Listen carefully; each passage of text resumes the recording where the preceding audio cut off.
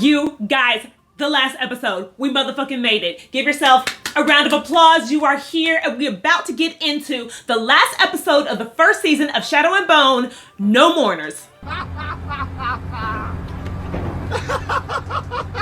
As always, before we get into it, remember to like, subscribe, talk to me in the comment section. I know some of y'all are mad at me about continuing to trash the Darkling. I'm sorry. What do you want me to do? And hopefully in season 2, I'm not going to talk about this too much, but maybe we're going to get Nikolai. And if Nikolai is sexy, you guys, I won't complain as much. If I can get a Nikolai with some chemistry between Alina, I'm gonna be excited about season 2. So the episode starts off right where we left off, with them on the skiff about to go into the fold. And these motherfuckers are obviously nervous. Everyone's looking around. One of the ladies asks how many markers they've gotten through. They've only gotten through 5. There's like another 30 more.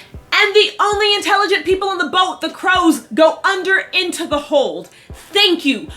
Come on. Like I've said before, if I was going on a skiff, y'all would find my ass in the hold below, okay? I'd be hiding behind some barrels. My ass is not coming out. And if y'all get eaten by the Volcra, I'll stay down there and eat the supplies and wait for another ship to come on through, okay? Oh, Lord. Hopefully my titties don't fall out. If you're looking for why I look so dramatic, I decided to reimagine myself as the Darkling. So if I was the Darkling, this is the way I'd be looking, okay? Alina at this point is like, can we just tear down the fold and be done with it? And the Darkling's like, patience. And that's when you know, he's not about to do anything good. Everything he's about to do is villainous. Below deck, Jesper again is like, guys, this is a bad idea. We are in the most dangerous place in the world with people who want them dead. And all he really wants is his service goat Milo.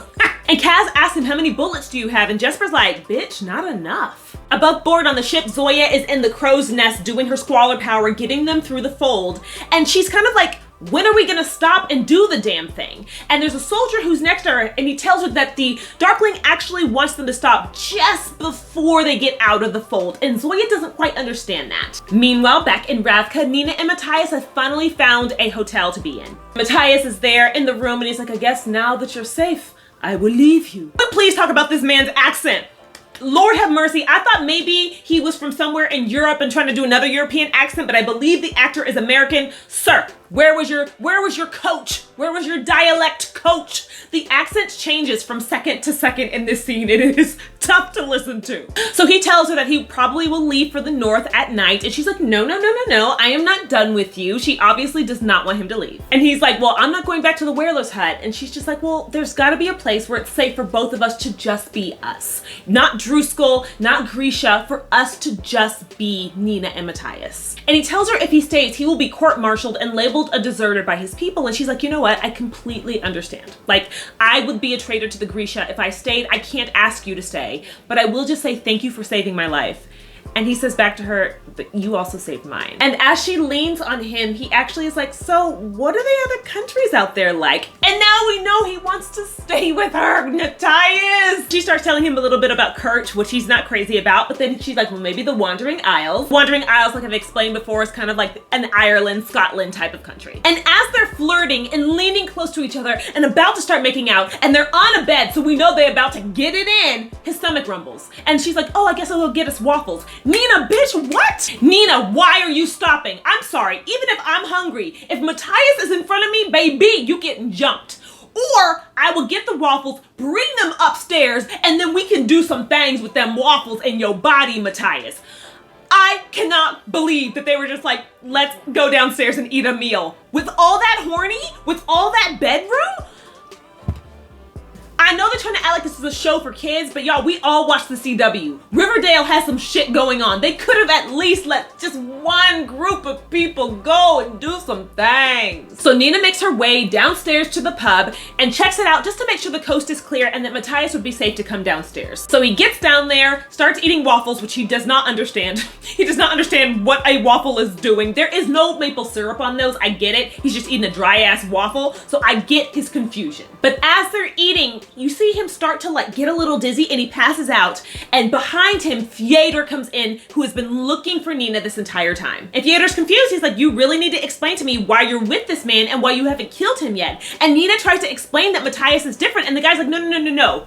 These witch killers are not different. And I completely understand why Theodor feels this way. At this point, Grisha are being just captured and brutally killed by the Fjordans, right? So for him, he's like, why are you consorting with the enemy? I forgot to mention this earlier in the scene, but when Nina gets downstairs to make sure the coast is clear, she overhears some sailors talking. There's some sailors from Kerch, and they are mentioning that they have started capturing slavers, right? They're trying to crack down on slavery, so they're trying to capture slavers. So Nina has heard this. So as Theodor is about to try to take Matthias in, she says, actually, he's a slaver, trying to get the attention of the Kerch sailors. The Kerch sailor says, will you testify to this? And Nina says, yes. And no matter how much Theodor actually tries to get Matthias, the Kerch sailors are like, listen, Ravka's already at war with the Fjordans and the Shuhan. Do you want to add Kerch to that? And Theodor, knowing that he can't fight all of them, knowing that he can't start a war with Kerch, steps aside and lets the Kerch sailor take Nina and Matthias with them in order to go to trial. And it's a really shitty moment for Nina because as she's walking out, Theodor's just like, happy sailing, and that's it. She is now a traitor and a betrayer of her people. They're not gonna let her back. She is now cut off from the rest of the Grisha who were her family. Meanwhile, on the ship, we hear the Volker getting closer and closer to the skiff, and Alina still not understanding why the Darkling won't let her destroy the fold. Instead of fully destroying the fold, he just kind of creates a tunnel of light through the fold, and everyone on the ship is like, why did he create that? Why are they not destroying the fold right now? The crows, again, the most intelligent people on the ship, are below deck waiting for whatever the general has planned. Now, Kaz knows that there is something that Darkling is about to do. He says he looked at that man's face and the face had vengeance on it. Something which Jesper says, oh, you recognize that. You see it every morning, don't you? And as they're talking about this, Anesh has been sneaking away for a little bit. We don't know why. And boom, she has found Mal, who's been hiding out on the skiff as well. Kaz immediately asks him why he's there. And he says, I'm here to save Alina and kill the Darkling. And Kaz does not believe him. He's like, I'm going to ask you one more time. Kaz comes to realize that Mal is there to save Alina because he does know Alina. And after learning that Mal knows Alina, Kaz is like, give him back his weapons. And now Mal is a part of the crew. Above deck, Alina is super confused. She's like, why did you just create a tunnel of light and not destroy the fold? And the Darkling turns to her and says, why would I destroy our greatest weapon? And boom, it comes out. He does not want to destroy the fold at all. To him, it is a weapon and a way to make sure that the Grisha are safe. We have a very quick scene up in the crow's nest with Zoya as she's doing squalling, and she mentions that she actually has family over in West Ravka. So as soon as they've docked, she wants to go see her family. Very different from the books. I think they're trying to make Zoya into a very sympathetic character. I get it. Zoya is someone that over the course of the books that you do come to sympathize with, but it doesn't necessarily happen here. They're trying to humanize her now because I don't think the show has enough time to really humanize anyone, so they're doing little shortcuts. So, sure. Over in West Ravka, General Zlatan and everyone on that side, they see the skiff as it's starting to come out, and he says, before they can get off the skiff, kill everyone, including Alina. Remember, they do not want Alina to destroy the fold. If she destroys the fold, Ravka will become reunited, and they want to stay a sovereign nation. So as they're coming up on West Ravka, they stop the skiff for what the Darkling calls a demonstration. He asks everyone on the ship to bear witness to the power he now has. And as he stands there, he increases all of the darkness of the fold, and he pushes it into West Ravka, increasing the size of the fold, killing all of the people there in West Ravka, and turning them into Volkra. Everyone on deck is obviously in shock. They don't know why this is happening, and he calls the people in West Ravka traitors, especially to Alina. He says, these were traitors who tried to kill you. Zoya is obviously in shock because her family is in West Ravka, and she is basically watching them all die. Hearing the carnage below deck, Anesh and Mal want to go up, but Cass tells them, no, just wait here. We do not know how bad it is up there. But neither of them want to wait, and they end up going above deck. Turning to the people on deck, the Darkling says that with Alina, he has power to control and command whatever he wants. He tells them that he can make the fold as large as he wants to. He can literally eat any country that he wants to. He says, go back to the Shuhan, go back to the Fjordans, let them know that from here on out, the war is over, okay? I can control all of this. I can destroy everyone if I wanted to. He says all countries must answer to Ravka or die. Then in another fit of stupidity, at this point, I think Mal is a real sweetheart, but kind of a dum-dum. He comes up and just starts like guns a-blazing, but not really shooting at anyone or anything. He's just like, Alina! Like, Mal, baby, have a plan. Ivan takes him down like immediately. Ivan's just like, blap, and he's just like, boop, and then it's just like, well, great, good job, Mal. As Mal is on the ground, of course, Alina is starting to try to focus on him, and as she focuses on him, the light from her light starts to crumble, which means they're gonna get eaten up by the dark. So the Darkling is like, okay, either you try to save Mal and we all die, or you focus on keeping that light tunnel up. How about that, sis? Alina knows that she has to keep the light tunnel up, so she keeps doing that and concentrates on that as opposed to Mal on the ground. Below deck, Jesper finally gets antsy enough and he's like just tired of waiting, and he goes above deck to help them along with Kaz. They see Zoya up there and they actually ask her to start the skiff, but they're quickly all taken down. On the other side of the skiff where the Darkling is, one of the courtiers who's been on that ship is like, listen, people are not gonna see you as a hero. They're gonna see you as a heretic. And just hearing the word heretic sets him off. He kills all of them. He doesn't care that he just killed all of them. He's like, oh, what a pity. I'll have to give that speech again. This is a stupid move. I think maybe the Darkling's also stupid. There was just no reason to kill all of these people, like leave one or two of them alive. Like, yes, people are gonna think you're a heretic. Is that not what you want? You just killed a lot of people. Like, you are a bad guy. And don't you want to be feared? If people are out there being like, oh my God, the black heretic, increase the fold, beware. Isn't that what you want? Why are you killing people who are like, you're bad? What are we doing?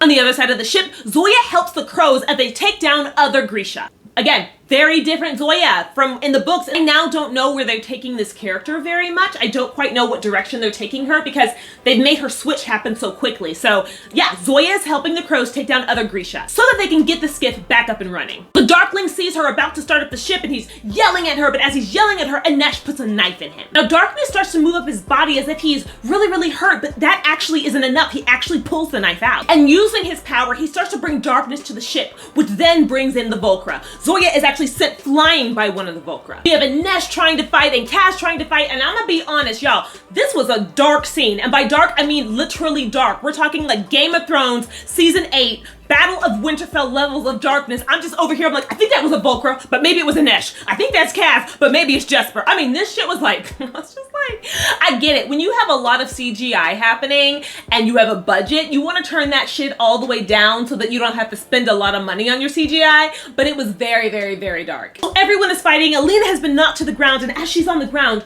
she looks in the distance and she sees the stag. The stag is actually on the ship in her vision, and the stag is like nodding to her and then looks past her and to the knife on the ground. And she looks back at the knife, looks back at the stag, and I'm assuming like they're speaking mind to mind at this point because none of the like emotion in her eyes gave me any hint as to what was about to happen. So I'm assuming they were doing some mind meld shit and the stag was like, pick up the knife, get that shit out the Darkling's hand.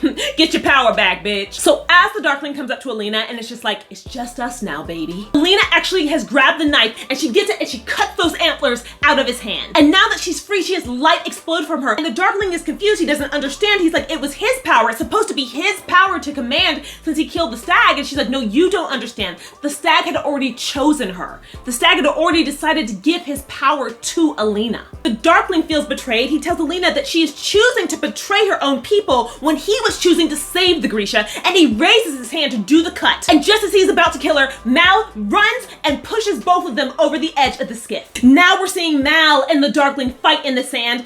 I was very confused about why the Darkling didn't just like kill Mal. Like, sir, you've had 1,000 years to be better than a 17-year-old fighter. I mean, what's happening here? My husband did mention that maybe the Darkling was suffering the repercussions of having that thing cut out of his hand. Maybe he was feeling a little bit weaker because he had used a lot of his power, so I'm gonna go with that. So there on the sand, Mal is shooting the Darkling over and over again, and nothing is happening to the Darkling. But finally, a Volcra comes in and attacks the Darkling, and Mal is able to get away. Mal gets back on board and sees Alina there lying injured, and she's looking like she may die. Again, this is a parallel back to the first episode when Mal was the one who was injured and Alina was the one looking over him, begging him not to die. Like the first episode, the Volcra are circling and it's looking like everything is gonna fall apart. And Mal says, please don't say anything about going to that meadow. And as he's saying that, Alina finally wakes up, brings forth the light, and is able to save all of them. We then cut over to all of our group. We have the crows and Alina and Mal and Zoya all sitting in a field in West Ravka. I was a little confused at first. I was like, did they go back? Did they go forward? They're in West Ravka now. They did make it all the way over to the other side of the fold. Anesh so sweetly tells Alina that she's never met a saint before. And she tells Alina that like whatever Alina needs, Anesh will be there for her.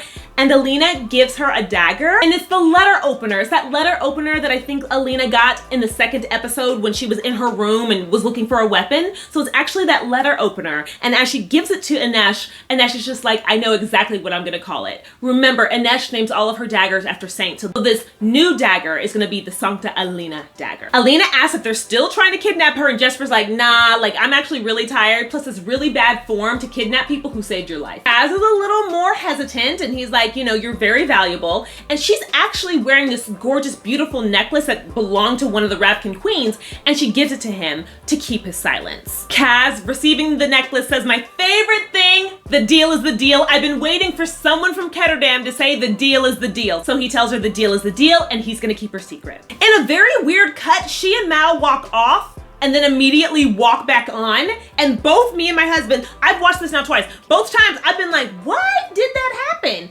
I think there was a cut here. There had to have been a scene that's cut out. If you guys notice the running time, it was 44 minutes. Almost all the other episodes are way into the 54-minute mark, 58-minute mark. So I do think that something was cut out, and that's why there was such a weird, like them walking off into the sunset and immediately coming back with her outfit to burn. Very, very strange. So she comes back in with the clothing that she was wearing on the skiff, you know, that outfit that the Darkling put her in, and she burns it there. And she is lamenting the fact that the Grisha are actually now worse off than they were before. The Grisha are gonna be hunted. Now that the Darkling has literally killed thousands of people in West Ravka and increased the size of the fold, who's gonna want to trust the Grisha? The Darkling was literally the Grisha leader, and she wants to go back in and tear down the fold, and Mal is like, there will be time for that. We will come back one day to destroy the fold. Zoya tells them that she's actually gonna head off to Novosibirsk. That's where her family is, and she's gonna see if any of them still are alive. She tells Alina cannot actually go back to East Ravka because the Apparat will now be in power. And Zoya tells Alina that the people will probably be turning on the Grisha.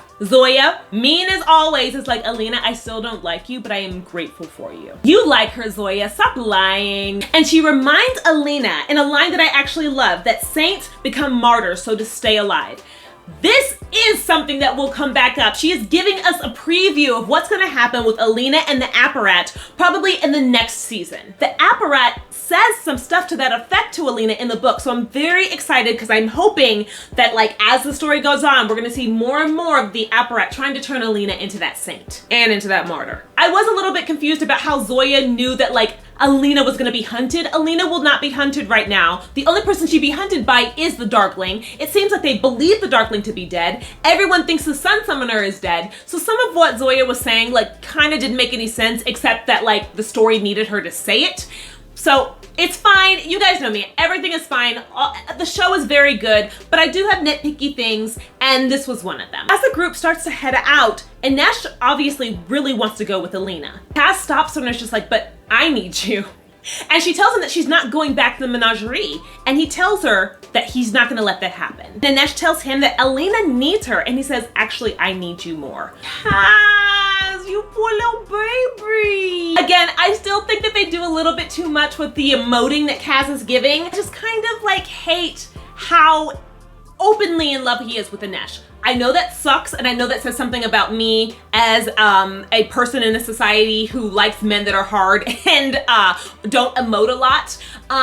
But the reason I like a Kaz that doesn't emote a lot is because it allows Kaz to grow over the course of the books, and I would love to see him grow over the course of the show. So we'll see where this goes in season 2. We'll see where him and Inesh's relationship goes. I as much as I hate the slow burn, I still love the slow burn, and I appreciate the slow burn. So I hope they keep it like building in some way. Inesh agrees to stay with him, saying that she wants to see the look on Helene's face when he clears the books, but after that she may leave him to go help Alina. Back on yet another prison ship, Nina goes downstairs into the hold to see Matthias, who's being kept in a cell. Matthias is understandably upset. You know, Nina gets close to the bars, she's trying to talk to him, he reaches out and tries to choke her out. She actually has to slow his heart to get him to stop choking her. And she tries to apologize to him, but he says, no, this was just a cruel joke. You were obviously having a laugh at my expense this entire time. You just wanted me to have to feel the way I made you feel. And she says, no, this was actually the only way to get you out of there safe. And she tells him that she will get the charges dropped once they get to court. The man who's just been randomly in the back the whole time watching this like a perv is like, yeah, this shit's not going to court in a year or two, so we're taking you to Hell's Gate and you're probably gonna die before then. Truly, sir, announce that you were here so Nina's not like spilling her heart and you in the back like, yeah. Nina, completely ignoring that man, asks Matthias to trust her, and he tells her no, like his trust in her is broken. Completely heartbroken, Nina leaves the hold of the ship, comes upstairs, and boom, where is she? On the same exact ship as the crows. What a coincidence! Because we need Nina to meet the crows in order to join the crew. The crows are on deck and they're going back to Ketterdam, and you know, Jesper's trying to make some jokes, but they're actually all very afraid to go back. You'll remember, Dreesen and Pekka Rollins are both waiting for their asses when they get back there, along with Tante Helene wanting to get Inesh back. Jesper, super nervous, is like, Kaz, you've got a plan, right? Brother, you've got a plan. And Kaz says, loud enough, that yes, he has a plan, but they're gonna need an unknown heartrender to help them. And of course, Nina is just sitting like right across from them, and it's just like, hey, that's me. A man walking past Nina says something to the effect of the Sun Summoner is dead, and Nina leans over to the group and asks them if that's true, and Kaz says, I don't know if that's true, but I know that she's a saint. Fucking sweetie. Apparently this is the only ship in this dock because Alina and Mal are on the same ship headed to Ketterdam. Like, I don't know. Leaning into Mal, Alina's talking to him, and she says that she will come back eventually and tear down the fold now that the Darkling is dead. And as the ship is taking off, you know, she and Mal are looking to the horizon as the crows look to her. And then the show ends. So we think, nope, we are back in East Ravka, and we see a form come out of the fold, and it's the Darkling. And he is completely scarred, he's covered in black. And as he walks out of the fold, he just says one word. Follow. And as he says that, all of these literal shadow creatures come out of the fold, like literally pieces of the fold breaking off into form, and they follow him back into East Ravka. And that is where the story ends. I will say it was really badass to watch the Darkling come out of there with those creatures. He does have those creatures in the books. It's nice to see those creatures. That he has actually been leveled up. Like, his experience in the fold leveled him up, so he's even more powerful than he was before. I am so looking forward to, for those of you guys that do not know, one of the new powers the Darkling will have is the ability to reach out mentally to Alina. And I wonder how that's gonna change the Alina-Darkling relationship. It is definitely something in the books that is really interesting about the relationship, the fact that both of them will call to each other. And sometimes it just happens because like one or the other is lonely. It's not always about intimidation. It's very reminiscent, again, of Kylo Ren's relationship with Rey in the Star Wars movies. I've already talked about my overall feelings and my overall review, so I'm not gonna hash out a lot of that here. I think though, on a second watch through, and I think in the future I may just do a first watch through, second watch through, and do 2 different videos that way. But I just think that on a second watch through, I'm just noticing how much the show deserved more episodes, how much all the actors deserved it, their storylines deserved it. Just all of the story felt very rushed overall, and that's a damn shame. So I just found that to be a little disappointing. Again, it ends on a super badass note. I just found that like as they're wrapping things up and trying to get characters to meet other characters, just a lot of like, wow, what a coinky-dink stuff started to happen, and that's a shame for a show that was so good. Lots of parallels in this episode to the first 2 episodes. Obviously, we had that letter opener that Alina used for her own protection in episode 2, giving it to Inesh. Instead of Nina being the prisoner on a prisoner ship, now Matthias is the prisoner. And obviously, we had Alina be the one injured on the ship and Mal looking over her, where the opposite happened in that first episode. It also just really felt like, and I don't know if you guys felt the same way, towards the end of this season, the last few episodes, it felt like the crows were very sidelined, which is fine. The Shadow and Bone story is Alina's story ultimately, but it's just like you make us care about the crows at some point, you worked really hard on them, and then they just kind of go by the wayside so we can get back to Alina's story. And this was always going to be the issue when you added 2 book series together, right? We're just going to lose one of them to sacrifice for the other, and that's kind of a shame. Overall, did I love it? Absolutely. I would rewatch this. I am excited about season 2. All of my criticisms are coming from a place of love for the show, for the books, for the creators, for the actors. So I am just hoping that they work a little bit harder on maybe the Darkling, especially the Darkling. Cast an amazing Nikolai. Please, please, please, please, please, whatever you do, cast a Nikolai that is so fucking amazing. He is a lot of our favorites. So if they can just cast an amazing Nikolai, maybe strengthen and work on the Darkling's character, and maybe increase this to 10 episodes, I think we are in store for an amazing season 2. Thank you guys again for spending all this time with me.